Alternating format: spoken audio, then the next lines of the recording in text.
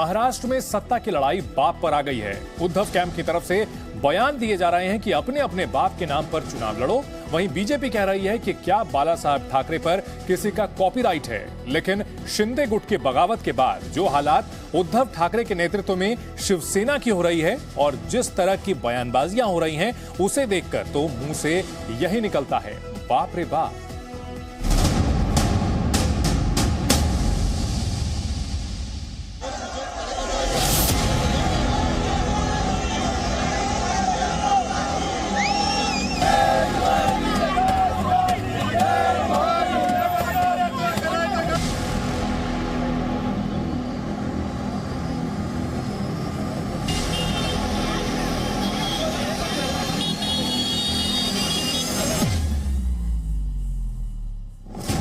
शिवसेना अब सड़क पर उतर गई है। शिवसेना अब आक्रामक हो रही है। हजारों लाखों शिवसेना हमारे एक इशारा का इंतजार है बस। शिवसेना अब अपने पुराने रंग में आ रही है। हमारा जो पार्टी का बाप है उसका क्यों आप इस्तेमाल कर रहे हो? आपको तो 100 बाप है उधर। जमकर बयानबाजियां हो रही हैं।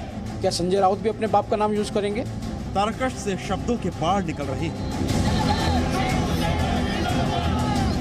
महाराष्ट्र में शिवसेना अब अपने अस्तित्व की लड़ाई लड़ रही है। शिवसेना के विधायक एक एक कर उद्धव ठाकरे का साथ छोड़ रहे हैं। शिवसेना का एक और विकेट गिर गया है।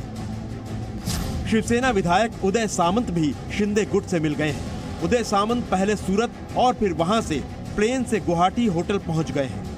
उद्धव के लिए यह बड़ा झटका इसलिए भी है क्योंकि उदय सामंत महाराष्ट्र सरकार में उच्च शिक्षा मंत्री भी है। इसके साथ उद्धव के पास 55 में से सिर्फ 15 विधायकों का समर्थन रह गया है। इस बीच बिखरती शिवसेना को एकजुट करने की लड़ाई बाप पर आ गई है। उद्धव ठाकरे और संजय राउत कह रहे हैं बाला साहेब का नाम तो सिर्फ शिवसेना ही लेगी। शिवसेना का एक बाप है, बागी विधायकों के कई माई बाप है। सब कुछ होगा, नाम लेने की नौबत उन पर आ रही है बाला साहब ठाकरे और शिवसेना की। आप छोड़ गए हैं ना, तो अपने बाप का नाम दे दो। सभी ने जो जितने हैं अपने बाप के नाम पर पार्टी बनाओ और अपने बाप के नाम पर वोट मांगो। हमारा जो पार्टी का बाप है उसका क्यों आप इस्तेमाल कर रहे हो? आपको तो 100 बाप है उधर। कोई दिल्ली में है, कोई नागपुर में है, कोई मुंबई में है। हमारा बाप सिर्फ बाला साहब ठाकरे है एक, और हम उनके प्रति हमारी निष्ठा और लॉयल्टी है। हम नहीं छोड़ेंगे। आप 10 बार बाप बदल रहे हो, कभी बड़ौदा में जाते हो, कभी सूरत में जाते हो, कभी गुवाहाटी में जाते हो, कभी दिल्ली में जाते हो। ये बाप बदलने की जो प्रोसेस है वो हमारे पार्टी में नहीं चलती। लेकिन बीजेपी कह रही है बाला साहेब हिंदुत्व का आइकन है। बाला साहेब के नाम पर उद्धव ठाकरे का पेटेंट नहीं है। बीजेपी ने पूछा क्या संजय राउत अपने पिता के नाम पर चुनाव लड़ेंगे? आज जिस प्रकार का वक्तव्य वो दे रहे हैं लगातार, मेरे अपने बाप का नाम यूज करके आप चुनाव में जाइएगा, क्या वो खाली उद्धव ही कर सकते हैं? क्या संजय राउत भी अपने बाप का नाम यूज करेंगे? क्या अन्य राजनीतिक दल अन्य इनके नेता हैं वो भी अपने बाप का नाम यूज करके पार्टी में जाएंगे? एक आइकॉन बनता है। बाला साहब ठाकरे एक आइकॉन थे, हिंदुत्व के आइकॉन थे। और ऐसी धमकियों से लोकतंत्र नहीं चलता है। लोकतंत्र में सबको सोचने, कहने, सुनने की आज़ादी होती है। ध्यान रखना चाहिए कि उन्होंने भी कितने धोखे दिए हैं, कितने धोखे लोगों को करने के लिए मजबूर किया है। सब सही बात है। शिवसेना के नेताओं ने रविवार को जगह जगह कार्यकर्ताओं को संबोधित किया, उन्हें मोटिवेट किया। खुद आदित्य ठाकरे ने भी अब मोर्चा संभाल लिया है। जे बंडखोर आहेत, जे फुटीरवादी आहेत, त्यांना माफी नाही, त्यांना क्षमा करणार नाही महाराष्ट्र, हे आपण शपथ घेऊन पुढे निघालेलो आहे। आदित्य ठाकरे ने कहा कि जिन विधायकों ने बगावत की है उन्हें पार्टी में दोबारा वापस नहीं लिया जाएगा। आदित्य ठाकरे ने असम के मुख्यमंत्री हिमंत बिस्वा शर्मा पर भी निशाना साधा। कहा पूरे राज्य में बाढ़ आई हुई है और बीजेपी होटल के अंदर विधायकों पर लाखों रुपए खर्च कर रही है।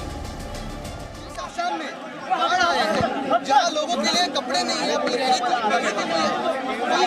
नहीं है, वहाँ ऐसे हमारे जो फुटीरवादी आमदार हैं, विधायक हैं, उनके लिए पैसा खर्च किया जा रहा है। ये भी खबर है कि शिवसेना गुवाहाटी जाने की तैयारी कर रही है। शिवसेना ने गुवाहाटी के रेडिसन ब्लू होटल में 20 कमरों की मांग की है। लेकिन जिस तरह की लैंग्वेज मैडम यूज की जाती है राउत जी की तरफ से, मुझे लगता है day by day that possibility is getting reduced. वो अभी ये पॉसिबिलिटी दिन ब दिन कम होती है। किस तरह से वो बर्ताव करते हैं, किस तरह से उनके कार्यकर्ता बर्ताव करते हैं। इस बीच गुवाहाटी में रविवार को असम के मुख्यमंत्री Hemant Biswa Sharma Radisson Blu hotel के सामने दिखाई दिए। उनका काफिला अचानक होटल के सामने रुका। हेमंत बिस्वा न तो होटल में गए और न ही मीडिया से बात की। हेमंत बिस्वा शर्मा ने दावा किया कि शिवसेना के सभी बागी विधायक अपने खर्चे पर होटल में रुके हुए हैं। और भी पूरा देश का जितना विधायकगण है सबको मैं आमंत्रित करता हूँ असम में आइए। मैं होटल में लोग आने से बंद कर दूंगा तो कैसा फेडरल स्ट्रक्चर है। कल आप होटल बुक करेगा और मैं मना करूंगा कि देश में फेडरल स्ट्रक्चर चल रहा है और असम का होटल में आप मत आइए, तो ये थोड़े फेडरल स्ट्रक्चर इसको बोलता है। लेकिन असम में जितना दिन रहेगा मेरे लिए खुशी का बात है कि रहिए। मैं तो सबको बुलाता हूँ, सब आइए असम में। आप उद्धव ठाकरे जी से क्या कहना चाहेंगे सर? आप भी वेकेशन में आइए असम में। वहीं गुवाहाटी के होटल के अंदर से रविवार को एकनाथ शिंदे के 2 वीडियो बाहर आए। ये भी खबर है कि होटल की बुकिंग 2 दिन और बढ़ा दी गई है। यानी महाराष्ट्र का महासंग्राम अभी जारी रहेगा। महाराष्ट्र के गवर्नर भगत सिंह कोश्यारी अस्पताल से राजभवन पहुंच चुके हैं। उनकी कोरोना रिपोर्ट नेगेटिव आई है, लेकिन उन्हें 2 दिन आराम करने की सलाह दी गई है। यानी आने वाले 2 दिनों में वो किसी से मिलेंगे, ये संभावना कम ही है।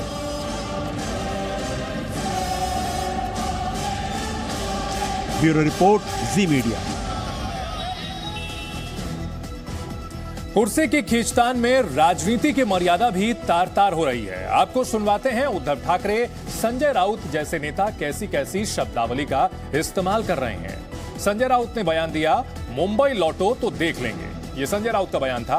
इसके बाद उन्होंने एक शेर के जरिए कहा, कब तक छिपोगे गुवाहाटी में, कभी तो लौटोगे चौपाटी में। संजय राउत जो कि अपनी शायरी वाले अंदाज के लिए भी जाने जाते हैं, एक बार और उन्होंने विवादित बयान दिया और कहा 40 मुर्दे हैं। वो विधायकों के लिए कह रहे थे, एकनाथ शिंदे और उनके साथ जो विधायक हैं उन्हें 40 मुर्दे बताया। फिर उद्धव ठाकरे और संजय राउत का यह बयान आया कि शिवसेना का सिर्फ एक बाप है। वहीं संजय राउत ने बाद में कहा कि आपके 100 बाप हैं। ये फिर से विधायकों पर निशाना साधा। शिवसेना के कार्यकर्ताओं के नारे हैं कि गद्दारों को जूते मारो। संजय राउत जो कि बढ़ चढ़ के बयान दे रहे हैं, उन्होंने कहा 40 चोरों को जमीन में गाड़ देंगे। संजय राउत का एक और बयान आया, गुवाहाटी में चड्डी बनियान गुट है। शिवसेना के एक पार्षद शीतल महात्रे ने कहा कि बंबू सजा कर रखा है। बंबू यानी बांस सजा करके रखा हुआ है। फिर संजय राउत ने कहा, झंडा जेब में रखकर डंडा निकालेंगे। संजय राउत जिनके एकनाथ शिंदे के साथ मतभेद की बात सामने आई थी, आदित्य ठाकरे ने विधायकों को कहा कि ये विधायक बंदखोर हैं। और इस वक्त की बड़ी खबर आपको बता दें, सुप्रीम कोर्ट से आ रही है। महाराष्ट्र की लड़ाई सुप्रीम कोर्ट पहुंच गई है। शिंदे गुट ने सुप्रीम कोर्ट से डिप्टी स्पीकर के फैसले को चुनौती दी है। डिप्टी स्पीकर ने अविश्वास प्रस्ताव कराए जाने की मांग को खारिज कर दिया। साथ ही डिप्टी स्पीकर के नोटिस को भी सुप्रीम कोर्ट में चुनौती दी गई है। याचिका के मुताबिक जब तक डिप्टी स्पीकर को हटाने के प्रस्ताव पर फैसला नहीं हो जाता, तब तक वो डिप्टी स्पीकर को उनके खिलाफ अयोग्यता याचिका पर कोई कार्रवाई नहीं करने का निर्देश दे। इसके साथ ही शिवसेना के सुनील प्रभु को चीफ व्हिप के तौर पर नियुक्त किए जाने को भी चुनौती दी गई है।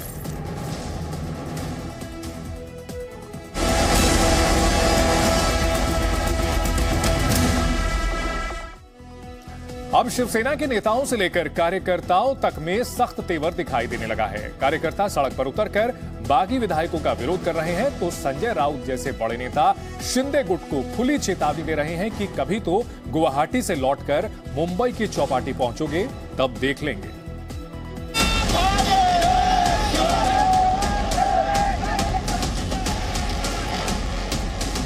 अरे कब तक छुपोगे गुवाहाटी में, कब तो आना होगा मुंबई के चौपाटी में।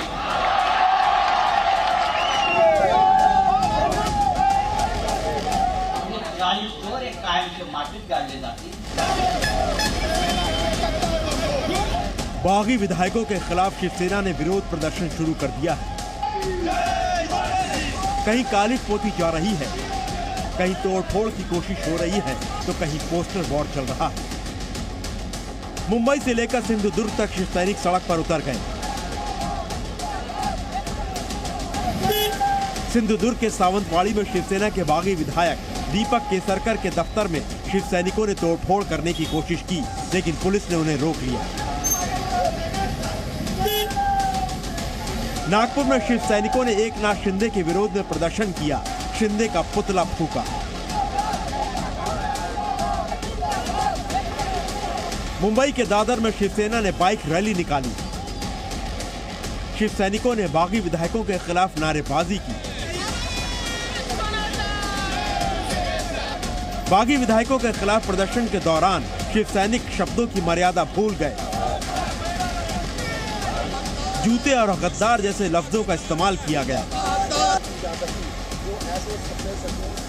पुणे में शिवसेना कार्यकर्ताओं ने जूते मारो आंदोलन किया।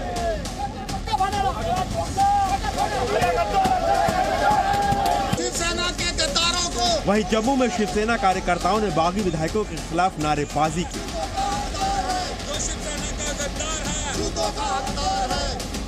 पूरे महाराष्ट्र में पोस्टर वॉर भी जारी है। ठाणे में मुख्यमंत्री उद्धव ठाकरे के समर्थन में पोस्टर लगाए गए तो एकनाथ शिंदे के पोस्टर पर लिखी बातों पर कालिख पोत दी गई। वहीं मुंबई में बागी विधायकों के खिलाफ पोस्टर लगाए गए। सवाल यह है कि यह विरोध, ये प्रदर्शन, ये आक्रामक बयानबाजियां क्या ट्रेलर है? असली पिक्चर क्या इससे भी ज्यादा बदतर हो सकती है? ये सवाल इसलिए उठ रहे हैं क्योंकि जिस तरह से शिवसेना की टॉप लीडरशिप बयान दे रही है, जिस तरह के बयान संजय राउत दे रहे हैं, उससे आने वाले वक्त में मुंबई समेत महाराष्ट्र की सड़कों के मंजर का अंदाजा लगाना मुश्किल नहीं है। संजय राउत ने ट्वीट कर इसका इशारा भी दिया। उन्होंने लिखा, कब तक छुपोगे गुवाहाटी में, आना ही पड़ेगा चौपाटी में। जो होना है होने दो, जो करना है करने दो। मुंबई में तो आना पड़ेगा ना, वहां बैठकर क्या हमको सलाह और मार्गदर्शन कर रहे। शिवसैनिक जमीन पर है, हजारों लाखों शिवसैनिक, हमारे एक इशारा का इंतजार है बस। संजय राउत जिस बात का इशारा कर रहे हैं, अंदाजा लगाना मुश्किल नहीं है। कुछ ऐसा ही इशारा उन्होंने शिव सैनिकों को संबोधित करते हुए कहा। हे चाळी चोर एक कायमचे मातीत गाडले जातील आणि शिवसेनेमध्ये ही कीड कायमची संपून जाईल।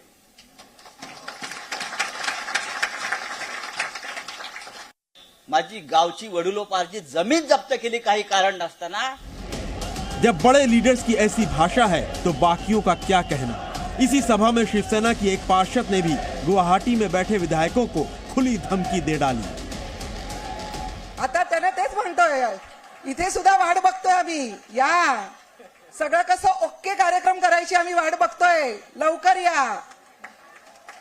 आमच्या बरोबर अयोध्येला असलेले शिवसेना के नेता बार बार बागी विधायकों को मुंबई लौटने पर देख लेने की धमकी दे रहे हैं। गुवाहाटी के होटल में बैठे विधायक दीपक केसरकर ने जी न्यूज से बात की। विधायक मुंबई कब लौटेंगे, इस सवाल के जवाब में उन्होंने क्या जवाब दिया, आप खुद सुनिए। नहीं, जहाँ तक आसाम में रहने का सवाल है, हम अपने मन से तो नहीं रह रहे, और सही करने का काम वहाँ के मुख्यमंत्री, वहाँ के प्रशासन का है, तो उसको सही कर ले और फिर हमको बोले कि यहाँ आ जाए, हम लोग तुरंत आ जाएंगे। इन बयानबाजियों के बीच आदित्य ठाकरे ने भी अपने इरादे जाहिर कर दिए। हम शरीफ क्या हुए, पूरी दुनिया ही बदमाश हो गई। शिवसेना के तेवरों को देखते हुए महाराष्ट्र के राज्यपाल ने मुंबई के पुलिस कमिश्नर और महाराष्ट्र के डीजीपी को निर्देश दिए हैं कि एकनाथ शिंदे गुट के सभी विधायक और उनके परिवार को सुरक्षा दी जाए। केंद्र सरकार ने भी शिंदे कैंप के विधायकों को सुरक्षा देना शुरू कर दिया है। शिंदे कैंप के विधायक सदा सरवनकर के घर सीआरपीएफ को तैनात कर दिया गया है। ठाणे में विधायक प्रकाश सुर्वे के घर पर भी सुरक्षा बढ़ा दी गई है। सरकार ने 15 विधायकों को Y+ कैटेगरी की सुरक्षा दी है। इस बीच महाविकास अघाड़ी सरकार के चाणक्य कहे जाने वाले शरद पवार ने दावा किया कि सरकार सुरक्षित है। अगर फ्लोर टेस्ट हुआ तो उद्धव सरकार पास हो जाएगी। वोटिंग लेने का मौका मिलेगा तब ये बात साफ होगी कि उद्धव ठाकरे अपनी सरकार चला सकते हैं। महाराष्ट्र की सियासत में अगले 2 दिन बहुत अहम होने वाले हैं। आखिरी चालें चली जा रही हैं। देवेंद्र फडणवीस भी पर्दे के पीछे से रणनीति बनाने में जुटे हुए हैं। अब बस इंतजार है अगले कदम का। ब्यूरो रिपोर्ट, जी मीडिया।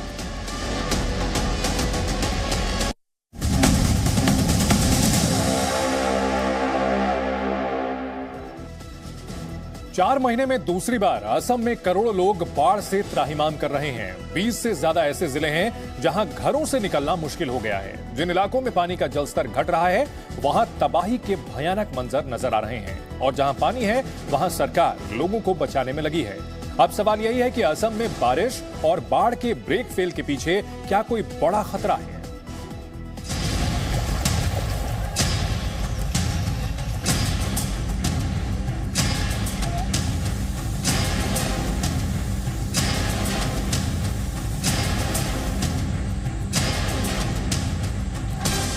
चार महीने में 2 बार असम में बाढ़ का कहर।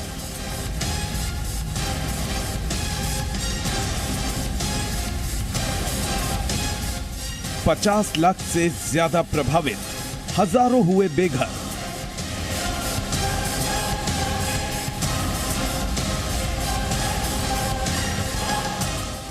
सिलचर में जीने मरने का संकट।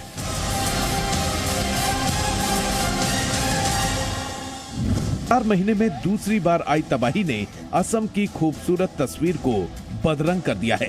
बाढ़ के कारण घर डूब गए हैं, सड़कें डूब गई हैं, एक भी साधन नहीं है जिसके सहारे लोग अपने घरों को छोड़कर सुरक्षित स्थान पर पहुंच सके। चारों ओर पानी ही पानी है। उत्तर भारत में प्रचंड गर्मी पड़ रही है। लोग गर्मी से परेशान हैं, जबकि पूर्वोत्तर में लोग बारिश और बाढ़ से जूझ रहे हैं।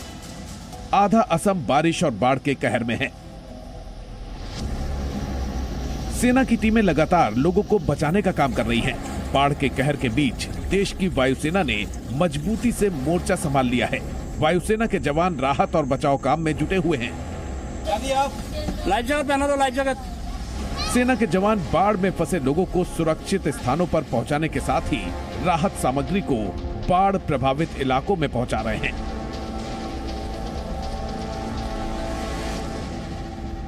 वायुसेना के साथ साथ एनडीआरएफ और एसडीआरएफ की सारी टीमें असम में जल देवता बनकर पहुंची हुई हैं। बाढ़ पीड़ितों के लिए ये लोग दिन रात एक कर रहे हैं। भारी बारिश के कारण लाखों लोग ऐसी जगह फंस गए हैं जहां ना खाना है और ना पानी। सिलचर में बाढ़ के बीच फंसे लोगों से मिलने मुख्यमंत्री भी नाव से पहुंचे। इसी दौर का एक वीडियो भी वायरल हो गया, जिसमें एक शख्स पानी में तैरते हुए सीएम का सम्मान करने पहुंच गया। ये शख्स गमोसा यानी एक तरह का स्थानीय गमछा हिमंत विश्व शर्मा को भेंट करने पहुंच गया।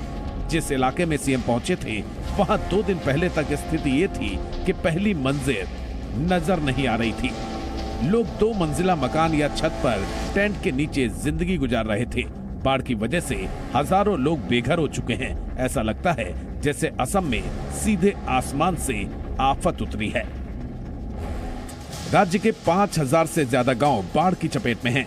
42 लाख से भी ज्यादा लोग बाढ़ से प्रभावित हैं। डिब्रूगढ़ समेत 16 जिलों में ब्रह्मपुत्र का जलस्तर हर मिनट बढ़ रहा है, जिससे आसपास का इलाका तेजी से डूब रहा है। मौसम विभाग असम और मेघालय में बारिश की चेतावनी दे रहा है। बाढ़ और बारिश की वजह से 100 से ज्यादा लोगों की मौत हो चुकी है। बड़ी बात यह है कि महीने भर के अंदर असम दोबारा डूबा है। मौसम वैज्ञानिक और सरकार के सामने सबसे बड़ा सवाल यह है कि असम बार बार क्यों डूब रहा है, वहां पर बार बार बाढ़ क्यों आ रही है। असम में लोग हाईवे पर सोने को मजबूर हैं। लोगों ने वहां टेंट लगा लिए हैं और वहीं वो रह रहे हैं। ये सब कुछ असम की नदियों में उफान की वजह से हो रहा है।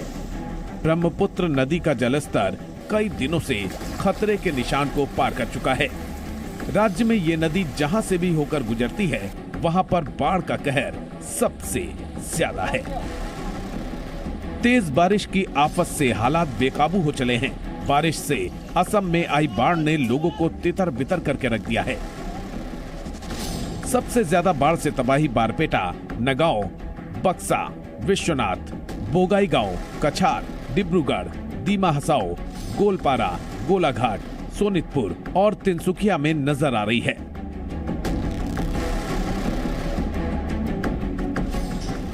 चार महीने में 2 बार बाढ़ और बारिश लोगों के लिए बड़ी मुसीबत बन गई। हजारों लोगों को बारिश ने बेघर कर दिया, लेकिन खतरा अभी टला नहीं है। मौसम वैज्ञानिकों का कहना है कि कई जिलों में रिकॉर्ड तोड़ बारिश की संभावना है। आखिर असम में बारिश और बाढ़ के ब्रेक फेल के पीछे क्या कोई बड़ा खतरा है? क्या बड़ी तबाही का ट्रेलर है जो बाढ़ और भूस्खलन की शक्ल में असम में नजर आ रहा है? Bureau report, ji media. Presenting B News app, available on Google Play and App Store. Download it now.